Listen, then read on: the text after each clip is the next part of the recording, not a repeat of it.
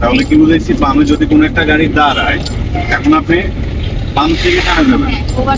প্রথমত লুকিং গ্লাসে তাকাবেন, দেখবেন কোনো গাড়ি আছে কিনা আপনার আগে, আপনাকে ওভারটেকে চলে গেছে কিনা।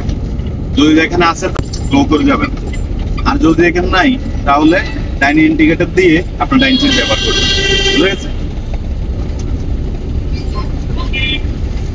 বামে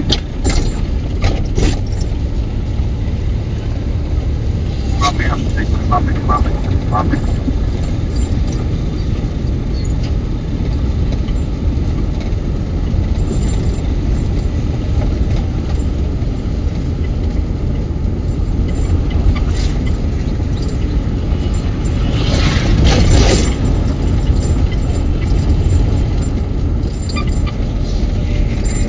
ক্লাস করেন, বামে আসেন, স্লো করেন,